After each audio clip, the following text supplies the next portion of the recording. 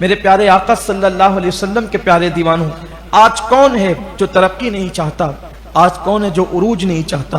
آج کون ہے جو سربلندی نہیں چاہتا؟ ہم ترقی چاہتے ہیں، ہم عروج چاہتے ہیں، ہم سربلندی چاہتے ہیں، ہم کامیابی چاہتے ہیں، لیکن قرآن تھامنا نہیں چاہتے، قرآن مقدس کا دامن پکڑنا نہیں چاہتے۔ ہم کامیابی چاہتے ہیں بازاروں میں جا کر، ہم کامیابی چاہتے ہیں اچھے لباس پہن کر، ہم کامیابی چاہتے ہیں اچھے کھانے کھا کر، ہم عروج اور ترقی چاہتے ہیں انسانوں کی کتابیں پڑھ کر، لیکن ہم قرآن کو تھامنا نہیں چاہتے۔ کاش میری قوم نے قرآن کو تھاما ہوتا، ہم سب نے قرآن کو تھاما ہوتا۔ قرآن کیا ہے؟ یہ زندہ کتاب ہے، اور یہ وہ زندہ کتاب ہے جو مردہ دلوں کے اندر جان پیدا کرتی ہے۔ یہ وہ کتاب ہے جو مردہ زمینوں کو زندہ کرتی ہے، مردہ ضمیروں کو زندہ کرتی ہے۔ وہ انسان جن کا وجود انسانوں کی طرح ہو اور انسان درندے بن جائیں، ان درندہ صفت انسانوں کو یہ وہ کتاب ہے جو شعور انسانیت عطا کرتی ہے، جو اللہ کی پہچان عطا کرتی ہے، جو اللہ کی خشیت عطا کرتی ہے، جو ناز بندگی عطا کرتی ہے، جو ذوق زندگی عطا کرتی ہے، جو انداز زندگی عطا کرتی ہے، جو ہے وہ قانون عطا کرتی ہے یہ کتاب۔ لیکن ہم اس کتاب سے کوسوں دور ہیں۔ آپ ذرا سوچے تو صحیح، دنیا کی کوئی کتاب ایسی نہیں ہے جس کو دیکھنے پر بھی ثواب ملتا ہو، جس کو چھونے پر بھی ثواب ملتا ہو، جس کو پڑھنے پر بھی ثواب ملتا ہو۔ وہ ایک ہی کتاب ہے جسے قرآن مقدس کہتے ہیں۔ چھوؤ تو ثواب، دیکھو تو ثواب، پڑھو تو ثواب۔ اللہ اکبر، کیا عظیم کتاب ہے۔ میرے آقا علیہ السلام فرماتے ہیں، جس نے قرآن کی ایک سورت پڑھی جس کو قل هو اللہ شریف کہتے ہیں، جو ایک بار قل هو اللہ پڑھتا ہے، اللہ اس کو 100 شہیدوں کا ثواب عطا کرتا ہے۔ جو ایک بار سورہ یاسین کی تلاوت کر لے، وہ گناہوں سے ایسا پاک ہو جاتا ہے جیسے ابھی ماں کے پیٹ سے پیدا ہوا۔ امام یافعی رحمت اللہ علیہ اپنی کتاب میں لکھتے ہیں کہ ایک شخص کا انتقال ہوا، اور اس کے انتقال کے بعد اس کو قبر میں رکھا گیا۔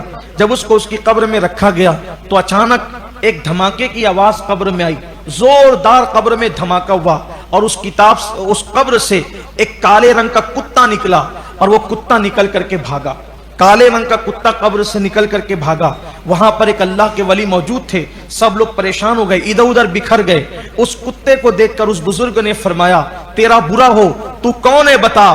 تو اس وقت اس کالے کتے نے بھاگتے ہوئے کہا، یہ جو قبر ہے، جس قبر میں آپ لوگوں نے ایک انسان کو دفن کیا ہے، میں اس کا برا عمل ہوں۔ تو کہا کہ یہ دھماکہ تجھ پر ہوا یا میت پر ہوا؟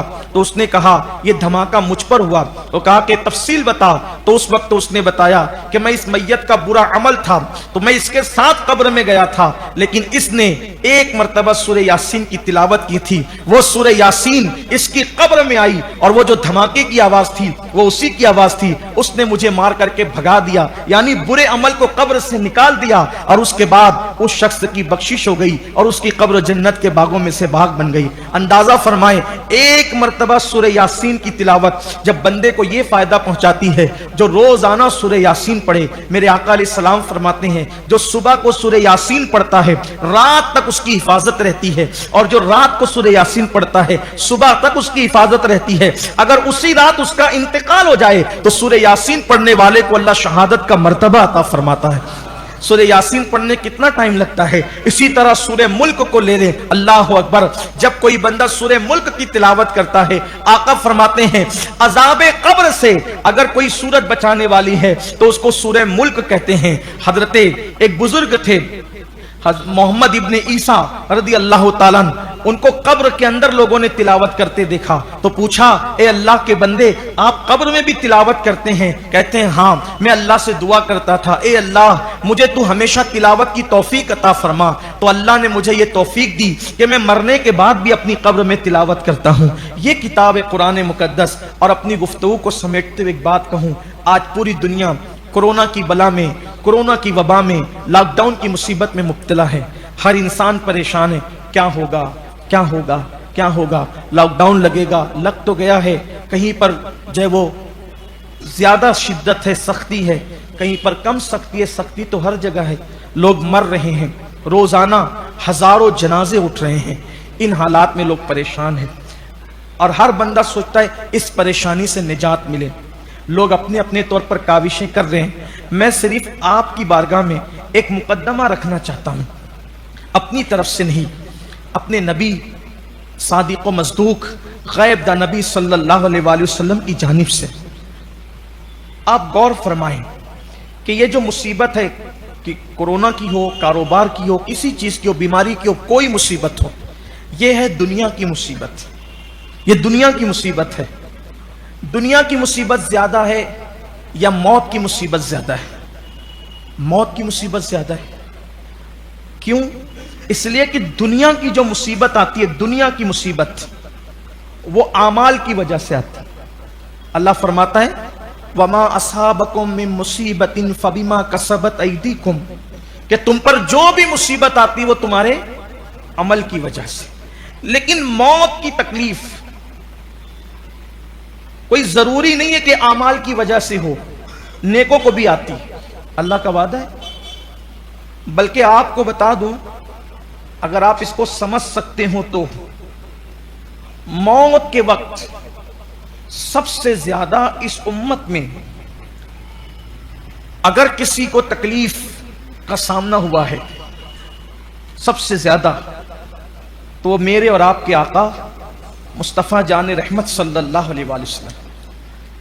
اس کی وجہ ایک یہ بھی بتائی جاتی ہے کہ اللہ کے رسول علیہ الصلوۃ والتسلیم کو جب موت کے وقت، موت کی لذت کو چکھتے وقت جو تکلیف ہوئی، تو آقا کریم صلی اللہ علیہ وآلہ وسلم نے پوچھا کہ کیا میری امت کو بھی اتنی تکلیف ہوگی؟ تو ارشاد ہوا کہ اس سے زیادہ ہوگی. تو آقا کریم صلی اللہ علیہ وآلہ وسلم نے امت کی شفقت کی خاطر فرمایا کہ جو تکلیف میری امت کو ہونی ہے وہ تکلیف مجھ پر ڈال دی جائے. تو ام المومنین سیدہ عائشہ صدیقہ رضی اللہ تعالی عنہ ارشاد فرماتی ہیں کہ حضور علیہ السلام کو وصال کے دن، جس دن آقا کریم صلی اللہ علیہ وآلہ وسلم کا وصال ہوا، حضور کو اتنی بخار کی شدت تھی، اتنی بخار کی شدت تھی کہ ہم لوگ چادر کو پانی میں بھگا بھگا کر اللہ کے رسول کے جسم اقدس پر ڈالتے تھے اور تھوڑی دیر میں وہ چادر سوکھ جاتی تھی. اس بخار کا اندازہ کریں. آج لوگوں کو زیادہ سے زیادہ بخار میں تکلیف ہوتی ہے تو ہم جو وہ پانی میں بھگو کر کے پٹیاں رکھتے ہیں، لیکن وہ پٹی بھی سوکھتی نہیں اتنی جلدی سے. چادر پانی میں گیلی کر کے حضور علیہ السلام کے جسم ناز پر ڈالی جاتی تھی، جسم اقدس پر ڈالی جاتی تھی اور تھوڑی دیر میں وہ چادر سوکھ جاتی تھی. ام المومنین اسی لیے کہتی ہے حضور کے وصال سے پہلے میں تکلیف والی موت کو ناپسند کرتی تھی، لیکن جب میں نے اللہ کے رسول علیہ السلام کو وصال کے وقت تکلیف کا سامنا کرتے دیکھا تو پھر میں سمجھ گئی کہ اللہ کا جو جتنا مقبول ہوتا ہے پھر اس کو آزمائش سے اتنا زیادہ گزرنا پڑتا ہے.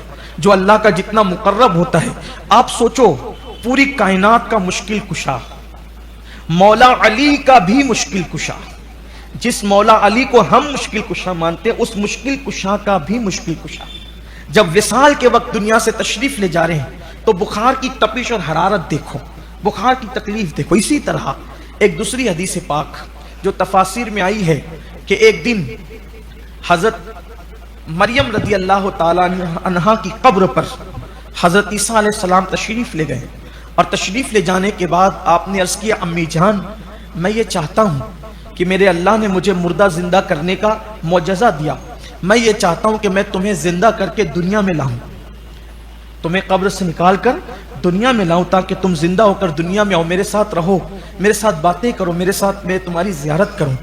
تو حضرت مریم نے پوچھا بیٹے عیسیٰ یہ بتاؤ کہ جب میں قبر سے نکل کر زندہ ہو جاؤں گی تو اس کے بعد پھر مجھے مرنا پڑے گا، پھر موت آئے گی، موت کا سامنا پھر ہوگا، موت کی لذت کو پھر چکھنا پڑے گا؟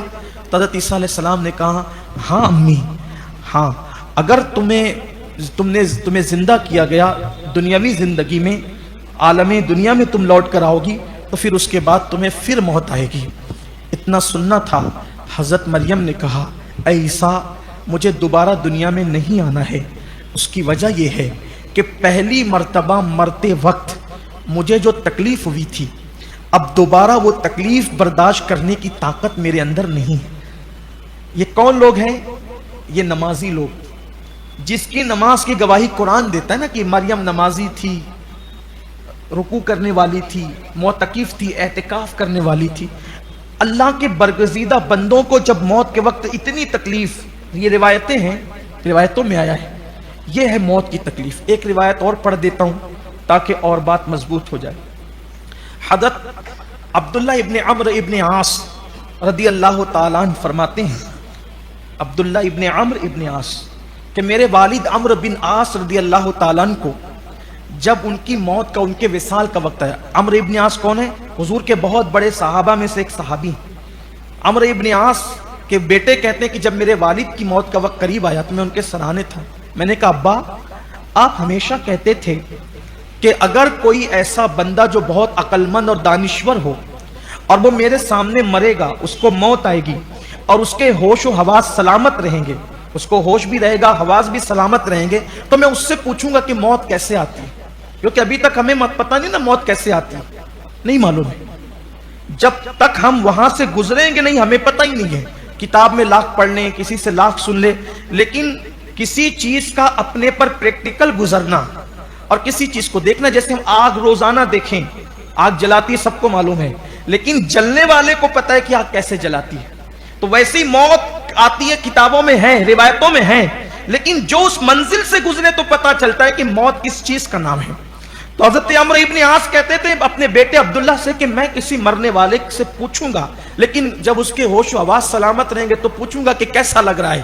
ابا آپ کو کوئی ایسا بندہ دنیا سے جاتے ہوئے نہیں ملا کہ وہ عقل مند بھی ہو، دانشور بھی ہو، اس کے ہوش و حواس سلامت بھی ہو، لیکن آپ بہت دانشور ہیں میری نظر میں، اور آپ دنیا سے جا رہے ہیں اور آپ کے ہوش و حواس سلامت بھی ہے. آپ کو تو کوئی بتانے والا نہیں تھا، لیکن آپ مجھے بتائیں کہ آپ کو موت آ رہی ہے، صحابی رسول کو موت کی لذت چکھ رہے ہیں. دیکھو انبیاء کے بعد زمین پر، انبیاء کے بعد زمین پر صحابہ سے افضل کوئی مخلوق انسانوں میں نہیں ہے. یہ سب سے افضل مخلوق ہے نبیوں کے بعد، جسے صحابی کہا. منقبتوں کی انتہا ہو گئی، منقبتوں کا عروج ہے، منقبتوں کی معراج ہے صحابی کہنا. کوئی صحابی. عمرو ابن عاص کے بیٹے کہتے ہیں ابا آپ کے ہوش و حواس سلامت ہے، آپ مجھے بتائیں نا ابا آپ کو موت کے وقت کیسا لگ رہا ہے. تو حضرت عمرو ابن عاص نے اپنے بیٹے کو بتایا میرے بیٹے مجھے ایسا لگ رہا ہے کہ جیسے زمین اور آسمان کو میرے سینے پہ رکھ دیا گیا. ابھی ہمیں اس منزل سے گزرنا ہے. بہت عیش کر لیے، بہت پاپ کر لیے، بہت جرائم کر لیے، بہت گناہ کر لیے، بہت بھول کر اللہ کو اپنی زندگی گزار لی.